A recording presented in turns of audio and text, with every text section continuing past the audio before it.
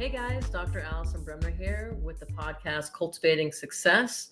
For you chiropractors out there who want to learn about business, today I have Dr. Colby Wilson here, and we'll be talking about why associateships don't have to suck. There's a lot of bad ones out there, but there's a lot of good ones out there. So today, Dr. Colby is going to talk about her experience in my office at Atlas Chiropractic, how she found the office, and how it's been going the last year. Yep. So my name is Dr. Colby Wilson. I'm originally from Maine. I went to school at Parker University, which was a good choice for me. It was in Dallas. It led me to Boulder because being in Dallas for so long, I was so ready to get out of there, and we wanted to get somewhere where we could really experience a cool new state with a lot of outdoor fun aspects, which is totally Colorado.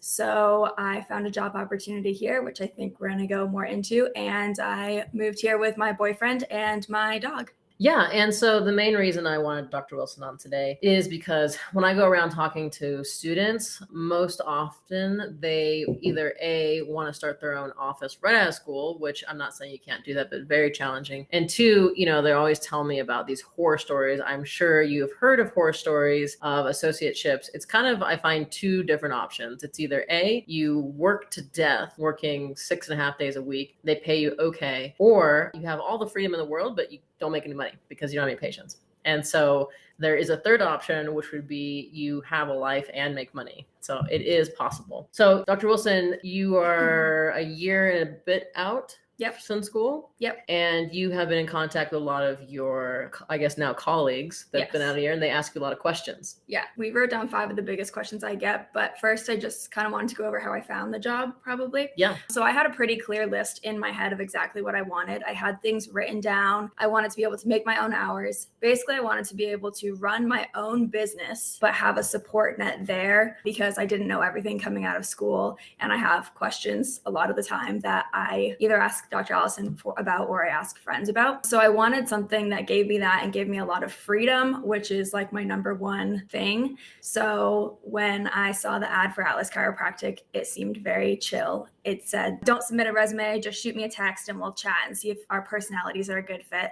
And I thought that was cool. So I shot her a text. We talked on the phone. I was like, wow, that was really nice and refreshing, actually, compared to a lot of the conversations I had in Dallas. And so then that weekend I drove to Colorado, saw the practice, hung out for a while, and it was really fun. And then we decided to go for it. Yeah, I think that relationships are the most important, and you got to make sure that it's a good relationship that you find. So yes, we've kind of narrowed down 5 really common questions. Yeah, you kind of answered the first question, which was, how did you find this office? Yeah, so I had a list. I wrote down a list of all the things that I wanted, which is, I think, like the number one step to manifesting or goal setting is to write it on paper. So that way you're looking at it and you see it. And this checked my boxes. So I decided that this was the one. I honestly didn't really even look at too many other offices. I looked at job opportunities, but truly in my gut, I knew this was the right choice. Yeah, I mean, it was really easy. And the thing that I really appreciate about you is that you basically came out the next weekend. It's like you made that initiative. So I felt more comfortable with having you in the office because you weren't like, oh, well, maybe I could do that, or maybe we'll talk later about it. I think what an employer is impressed by is someone who's going to take action. Yeah. Because that's going to be indicative of how you're going to be in the office, which is that you take action and I don't have to micromanage every little thing that you do, which you don't only micromanage anyways. Yeah. So that works.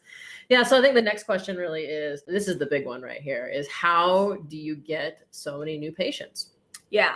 So a lot of my friends really struggled their first year in associateships, either getting their own patients or allowing the doc in the office to give them patients, like if that was the deal going in, which for us, it kind of was the deal, sort of. I was promised some new patients and we were going to do some marketing things for me to get those, but I was also to do some stuff on my own as well, which was fine with me.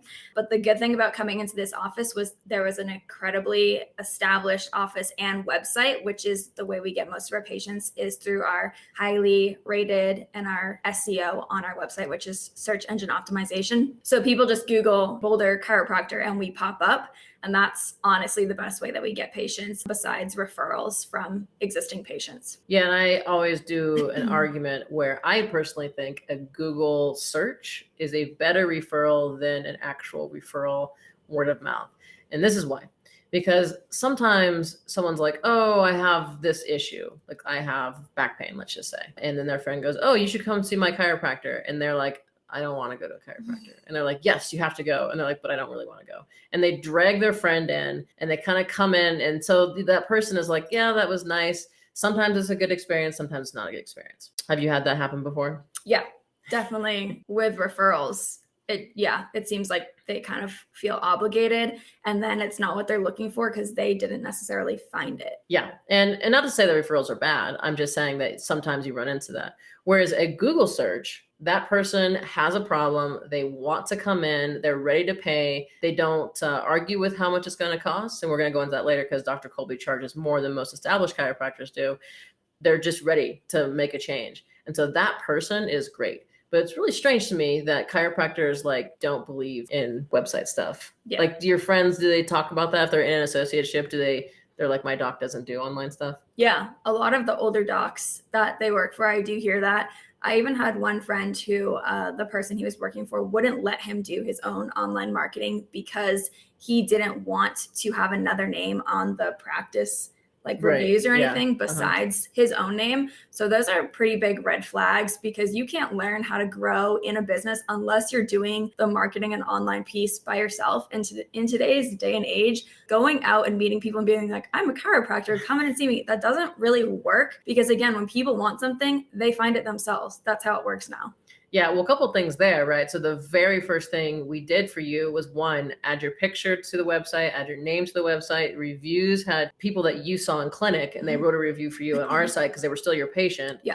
Because when they search, I would want them to think that you have been there for a while. Right. So I think it's a huge red flag. Yeah. If the doc isn't incorporating you into their office, like that's not good. Yeah. We had a 6-month plan basically because I found the job 6 months before I was graduating. And we had a 6-month plan of like books I had to read, reviews I had to get every week, blogs I had to write, stuff that was going on the site. So when people looked there, they're like, okay, there's 2 established docs. They both have great reviews. I guess I'll see like which one I vibe with the best. Exactly. And it just makes no sense to me. And I understand so let's say you're a chiropractor that's been in business for a while. I understand that it is quote unquote your baby and you don't want someone to mess it up, but you got to give a little bit and you got to give a little control to the associate coming in, and they're going to mess up sometimes and that's okay. But if you hold on to that, couple things. One, the whole point, I would say, if you want to get an associate, you want some freedom, right? You want to be able to step away a little bit, spend time with your family, do what you want to do. And if you don't give the associate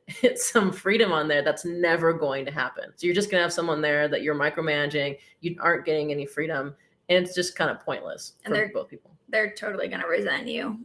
Like I've had so many friends who hated their experience, hated their doctor, even some like friends that they worked with, their family. If one of them was more controlling, it just doesn't work.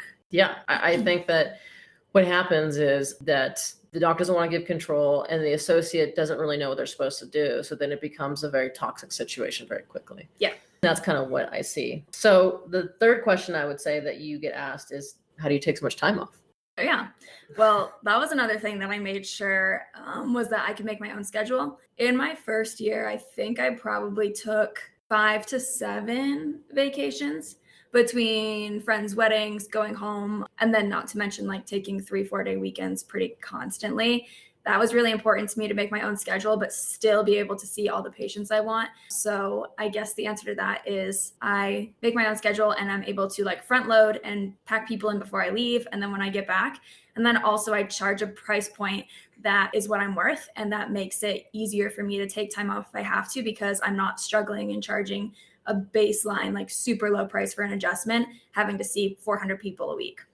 Yeah. And I think that on my side, when I see Colby do really well in the beginning and she has no problem with charging a lot of money and like seeing patients, that then I give her more and more freedom. Like sometimes I was like, oh, you're gone that week? I didn't even know that. And which is fine. It's fine because I know that when she comes back, it's going to be right back to where she was. And before she leaves, she's going to get everybody in. And, so tell them actually your normal schedule. I typically work Tuesday to Friday, and then every other Saturday. So Tuesday and Thursday are typically full days. Wednesday is an afternoon day, and in the morning, like today's a Wednesday, I'll do meetings or I will work on my social media content or something.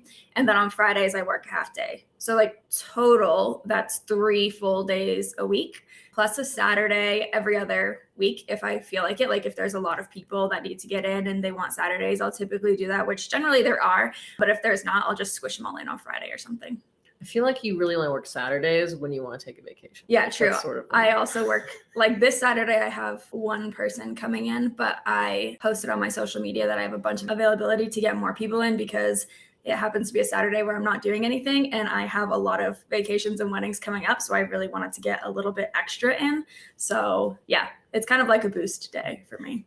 Right. And what's really fun is that you have Mondays off. If you don't take a weekday off, you don't know what it's like to go skiing on a weekday. Yeah, I guess anywhere. I have always liked taking Mondays off because first of all, it gives you a day before the week to just settle in and figure everything out. But in Colorado, if you don't have a weekday off, you pretty much can't go skiing without having 5 hours of drive time to a mountain that's an hour and a half away. Right. And I would say it kind of ruins it though. Because once you ski on a weekday, there's no lines, there's no traffic, and you have the whole mountain to yourself. Yeah. Then when you try to go on I won't go snowboarding on the weekends anymore because I won't unless somebody invites me. Exactly. So, I mean, I think that right there you have that work-life balance, but then, yeah, taking other vacations. And I think you're able to take vacations because one, you make enough money to be able to do that. Yeah. And two, you have the flexibility to be able to do that. Yeah. And you, like some of my friends, they might be making the practice $500,000 a year, but they're not allowed to take time off for 90 days or however long. Like I think my first full week vacation, we said 4 to 6 months. Yeah. So it wasn't like Colby just started. It was like, oh, by the way, I'm taking 2 months off. So we had to get her at least established to where it wasn't going to be this huge up and down. Yeah. That wouldn't make sense anyways. It's my first 6 months in practice. I didn't want to go anywhere. Yeah. But I have friends that even after a year, they were like, oh, I only can take half of Saturday and Sunday off. So I met a friend at a wedding and she was like, well, I have to fly back tomorrow because I could only get here this morning. And that was even like pulling teeth for my doc to let me leave in the morning. If you're bringing in the practice a ton of money and they're not respecting that and giving you a little freedom, that's another red flag. Definitely. And so my personal values are freedom, and also I don't work very much because I don't like to. So I think that that's really important, and I respect that. Not to say that you could come in my office if you wanted to. If Colby was like, hey, I want to work 7 days, I'd be like, great, awesome, you can do that. So I'm not like preventing anyone from working more than they want to. But that's the freedom side. Like, sure, you would give me the freedom to work 80 hours if I wanted. Sure. You would give me the freedom to work 20 if I was doing my job. Exactly. I joke around with associates and I'm like, if you could make as much money in 1 hour as you could make, like, when normally is a work week for people, then great. I don't care. Like, I don't care. As long as you're getting the job done and like making enough money to sustain your position at the office. And your people are happy. And the people are happy. Yeah. That's really all I care about. I think this is a segue right into this, but like, how are you able to charge? So how much do you charge? And let's talk a little bit about PVA and OVA, what that is. Mm-hmm. So I think that what happens, which is really weird to me, is that you get these chiropractors up on stage and the metric of a successful practice is how many patients you see per week, which is absolutely absurd. Because if you see 100 patients a week, let's do simple math, 100 patients a week and you're charging $20, that's $2,000 you're making. Yeah. Well, what if you charged $100 and saw 20 patients? I mean, like, you don't have to, it's so crazy that that's the measurement, because that sounds exhausting. Yeah. And people think like, oh, if you're charging $100 for something that you could charge $20 for, that's selfish, but it's not. And the other thing about the adjustment is it doesn't necessarily cost you anything to use your hands, but you have paid upwards of $100,000 to $200,000 to get this education. That's your biggest tool. If someone were to buy a piece of machinery for $200,000, you guarantee they wouldn't be charging $20 for someone to come use it. That's absurd. So you have to know your worth, and you have to, charge what you want. Like, if you want to charge $20, I guess you can, but it's worth more than that. And it kind of devalues chiropractic adjustments as a whole when you charge such a small amount, because people think, well, the joint charges $30 a month and I can go in there 4 times. And it's like, yeah, well, you'll get that level of care at the joint, which is fine. Some people really like that, and some people want more, and that's who we see. Yeah, definitely. So 2 metrics that I think are a better metric for how your office is doing, which is your OVA, meaning your office visit average. So basically how much money you're getting in each visit per patient, and your CVA, which is your case visit average. So how often people are coming in, because a lot of people that have a busy practice, they're seeing the patient, they come in like twice and that's it. Whereas we're having a lot more retention. So let's focus on the OVA. So what is your OVA? I believe it's $108 this year. Last year it was a little less because when I came in, I charged slightly less, and I actually did 2 or 3 price increases pretty quickly in the beginning. But I think it's probably right around 108. And if you guys right now you're young in school and you don't know what that means, most chiropractors been in office for like 10 years. Their OVA typically is hovering around 60 to 70. So the fact that Colby is almost double that in her first year, I think one is like super empowering. I love that. I love that she's like, oh no, I'm worth this and this is what I'm going to charge. And what I like to think is I cultivate that in the office. Yeah, for sure. And some of the things that we do is we read books, and she has a reading list, and money mindset is a powerful thing. Do you have a favorite book that you've read in the office that kind of helped you with that? The money thing, I think like we've talked about, I didn't necessarily struggle charging a lot. I knew coming in here that I knew what I was worth. I think the Little Money Bible has helped me a lot because it talks about how money isn't money, and it doesn't have to be evil like a lot of people think that it is. And it's really just energy. And you say this all the time, money doesn't come from people, it flows through people. I literally repeat that to myself like a mantra sometimes. Like if I go somewhere and I tip extra, I think this isn't coming from me, it's flowing through me, and I'm going to receive more from that.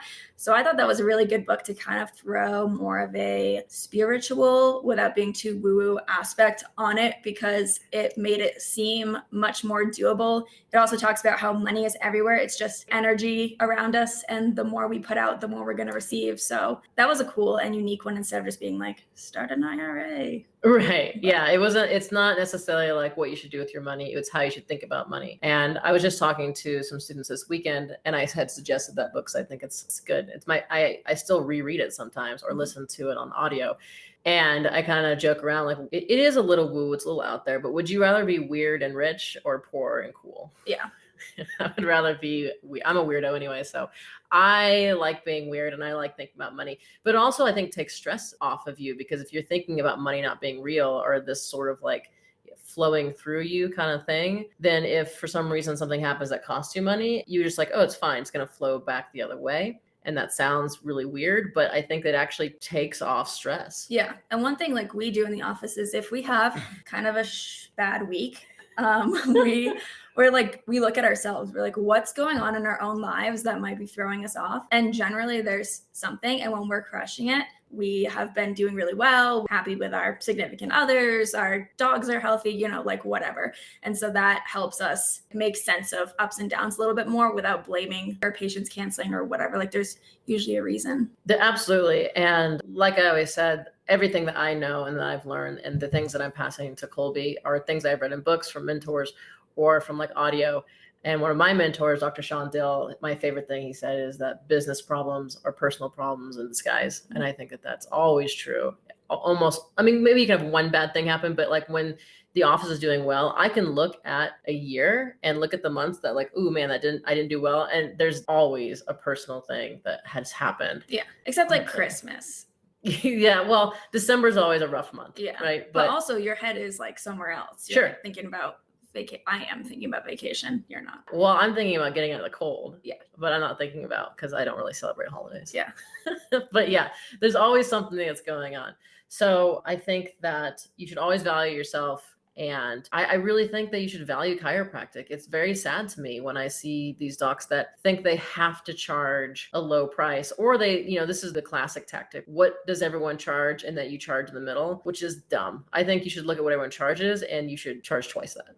Yeah. Also, I'm someone, I don't know if other people are necessarily like this, but if I look at 3 products, I'm pretty sure this is a thing. I look at 3 products, they're all pretty much the same. If one's priced higher than the other 2, I'm like, that one's got to be better. What is it about that one? I want that one. And so I feel like that's actually a thing. I think I've read about that. Oh yeah. It's like the value, whatever you deem as valuable is actually valuable. So if you go get a $20 adjustment, you just hand them a $20 bill. You're like, yeah, whatever. It doesn't really affect your day. When you go in and you pay me $108 for an experience and you get an adjustment, you get a little muscle work, you get some acupuncture, you leave with a totally different experience than when you got a lower tiered adjustment, because I'm putting that level of energy into you.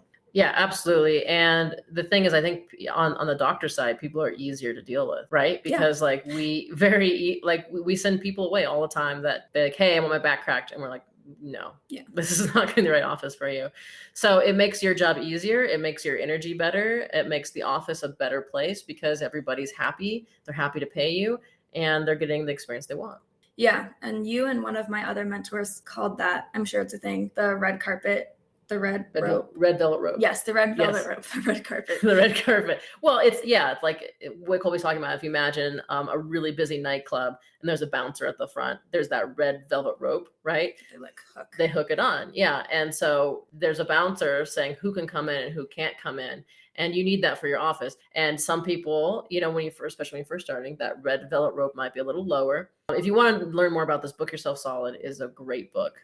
Michael Port goes into that red velvet rope, who you should be your ideal client. We don't have time for that today, but like that's a great book. And you're absolutely right, because if you let certain people in your office and you don't let certain people in your office, and mostly for us, it's just people who are negative, that are whiny, that are just going to bring the energy down. Yeah. That's the kind of people we really don't want in our office, because I don't want to be around that. No, and that's not bad either, because those people will find a place to go that's better for them. It's better for everybody. It's not selfish not to give people care if they're going to affect how you feel for the rest of the day. I've had a couple of patients, just a couple really, because we generally I think attract a pretty good vibe, but a couple where I'm like, this person's coming in, they are just going to drain me. I'm going to have to spend so much time with them. And then I'm just annoyed and I might rush through the person before them because I'm bothered, and you don't want that. That's going to affect everybody at that point. Yeah, absolutely. We could go on about this, That's but true. I think that a big thing is that you don't have to charge $20 if you're getting anything from this one. I think the fifth question that you get asked a lot, which has really nothing to do with me, it's just, how did you get your Instagram to look so good? Yeah, Instagram. I fought Instagram tooth and nail for a while. I did not want to do it, but I saw a lot of other people getting very successful on it. So I started taking a little bit of initiative there, and it definitely paid off. Instagram has brought me some of my absolutely favorite patients because they can go on there and it's like a website, So they go on there, they see what I'm talking about that week, what I'm interested in, what my adjustments look like, and then they can also determine, that looks like somewhere I would like to go. It is kind of difficult thing to get into. We hired one of our friends to do my social media and help us with this podcast, and that has been a game changer. So delegating is another thing when you get to that point. That's really important to help you not drain your energy. So she kind of helps me with my Instagram and coming up with ideas and kind of honing in my mind, which can get a little crazy, and she kind of organizes everything for me. Yes, thank you, Kaylee. I feel like I can't live without you now. I know. She's editing this podcast right now as we speak. But here's the thing that I really liked about what happened to your Instagram is that you took initiative to learn something, because I do not like social media. I mean, we do it because we have to. But I really like that Colby took initiative to learn something. And I love that when you're hiring somebody that they do stuff without you asking, little things in the office, like Colby gets us lunch. And when I'm in the office on Mondays, it's horrible by myself because she's not there to do stuff. But it just makes it so it makes her invaluable. Right. And I think that, yes, you want to be coachable and you want to, have a plan the doc's going to tell you. But if you're able to show the doc, hey, I took initiative and I learned this and I'm doing this, that just makes me feel better. So I was gone last week. I didn't think that something was going to happen, like the office is going to burn down, because Colby has done numerous things to take initiative and just showing me oh, this is what I'm doing. And so learning the Instagram stuff and watching that. And then of course, because she hired someone that was awesome, I was able to put out this podcast a lot faster because I frankly don't know what I was doing. So now I just record stuff and Kaylee makes it look awesome. Yeah. So I think the bottom line is, if you can bring a little something also to the practice and make yourself an asset besides just your skills and wellness, with marketing or whatever you may like I like the aesthetics of Instagram. Allison's not very good at aesthetics. So that's something where I kind of stepped up because I knew that was what we would have to do. And then she learns things from me. and I get to learn things about running a practice, and she gets to learn things about editing pictures, or you can double click the home button on Instagram and you don't have to sign out all the way every time. Little things like that. Yeah. So I don't typically feel old a lot, but sometimes when I say something and Colby's like, what? Why do you do that? It makes me feel a little old. But yes, I'm like, oh, of course, I knew that. I knew that was a thing. Mm-hmm. So I think that that's super important, is the taking initiative. And you went over 1,000 followers. There we go. That's the word I'm looking for. I know. Which, if you're listening to this and you're like, I have 15,000, like, okay, it's hard in the health and wellness space to grow because it's a little saturated. So I'm steadily climbing. My Instagram also is at Dr. Colby is well. Dr. Period Dr. Colby Period is period well. That's where I post a lot of things that are not necessarily chiropractic related, that I'm very interested in health and wellness as a whole.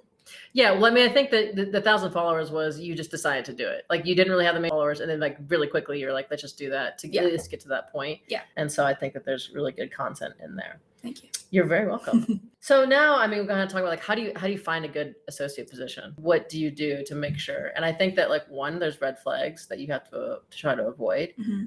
And the other thing is the established relationship. Yeah. So I'm going to say what I think, and then I'm going to have Colby tell you what she thinks to find a good position. I think the number one thing is that you're establishing a good relationship with that person. Your personalities work. You don't have to be the same kind of person. In fact, I think that like, if you can get with somebody that maybe you have some strengths that they don't have and they have strengths that you don't have, that actually makes a well-rounded practice. But your core values, I think, are super important. And both you and the doctor have to know what your goals are, what you're trying to do, and where you're going. Because if you don't know that, then you won't possibly know how to fit in. It's like a normal relationship. Like, if you're dating somebody and if they have completely different core values than you, that relationship is not going to work. It's the same thing in the office. So I think if you're a student, the one thing that you want to do is ask the doc, hey, what's your goal? What are you trying to do? And then how do I fit into those goals? If they can't answer that, then that practice, it could still be a good opportunity, but I'm telling you, it's going to be very messy and very disorganized because they've never thought about that. Yeah. And real quick, we literally have tattoos that we got together of our core value because we have the same one. But other things we kind of complete each other in. Like, I'm okay with a more eccentric, high energy patient, and you don't really vibe with that. So if someone calls and we can tell, we just give them to me, or vice versa, and stuff like that in the office. And I would say I'm more extroverted, you're more introverted. So there are certain things where it kind of flows well. Absolutely. And it's not a prerequisite to get a tattoo in the office, but it's just a bonus. It's just a bonus if you want to do that. Yeah. I 100% agree. And yeah, I think that that's really important. And I think that we know that though, because we have an open dialogue about, like, I get to know you more and I'm like, oh, okay, this person's going to work. Or that what happens, especially in the beginning, right? A patient would call and I know that they were difficult. I think it would be difficult for both of us. Yeah. And I would say, here's a patient. It's going to be difficult. And sometimes in the beginning, you're like, yeah, I'll take them. And then you're like, they were difficult. Yeah, every time, pretty much every time. So I think that that's a really common thing, and making sure that you know each other. Well, is there anything else, any advice that you would give about finding a good associate position? Probably number one is just be really clear on what you want and heavily vet your doctor. I have a lot of people, or ask people that they've worked with previously. Like, Allison gave me a couple names of people that I could reach out to on Facebook that were her previous associates. And there was a video on your Facebook actually that was like, what it's like to work in the office. And I watched that. So it was very transparent. If you feel like there's any kind of shady vibes or anything, there probably are. If they don't give you their prior associates' names or anything, if they have them, that's kind of weird. And I would just like hang out with them a little bit if you can, talk to them on the phone. If they're not setting you up in the practice before you get there, that's a red flag, like we already talked about. A lot of my friends got promised a lot of really good things, and then the doctor didn't deliver on pretty much any of them. I've had friends get fired in their first year because they weren't bringing in enough patients when it was kind of disclosed that the doctor would be helping them, the practice would bring in their patients. So just like not good situations, and that really makes your confidence take a hit too if you get fired from your first job and it's not totally your fault. So just really, really being clear on what you want and making sure like 100% that the practice you're going into within reason, like don't make outlandish asks, but within reason is something that you feel really good about, and just trust your gut on that, I would say, is probably the most important thing. Yeah, absolutely. I think those are great. Yeah. So we're coming to the end of our podcast here, and I'm always going to ask my interviewees, if you will, like, what was the best business decision that you've made so far, and what is your worst business decision that you've made so far? The best decision that I made so far was associating out of school. I feel like there's kind of a stigma around that, like, oh, you weren't ready, you're not a good enough adjuster, you don't know enough about business or whatever, you don't know how to do paperwork. That's not true. I could have gone and done all this stuff by myself. I just would have been so stressed out. I would have made probably a quarter, maybe after expenses and everything, of what I made this year. And this was a great experience for me. And I have friends that didn't have bad associateships that were really happy with the way that they turned out. And we all feel the same, like we are 10 times better prepared now, and we wouldn't make dumb mistakes that could have like landed us in tricky situations that we wouldn't know how to navigate that well. It's really good to work with an experienced doc who you get along with and an established practice, so you can work out all the kinks before you go and open up, which is my goal, 100%. We've been transparent. That's the other thing, is I came in here and it wasn't like, I'm going to work here forever. It was like, yeah, we'll sign a year contract and we'll see how it goes. And I'm going on my second year, so it's going well. But just, yeah, all of that. Associating, probably my best decision I've made so far. I think I would have been a little screwed if I didn't, which is fair. Yeah. So what do you think is the worst then? Or it doesn't have to be a business decision, but like the worst mistake that you've made your first year? Well, luckily I haven't made that many mistakes because I've had good guidance. I'm sure I would have done a lot dumber stuff. I have let a couple of whack jobs in the office, which I really tried to do my best, but like now I'm much better at picking up the signs, like certain things or phrases that they say.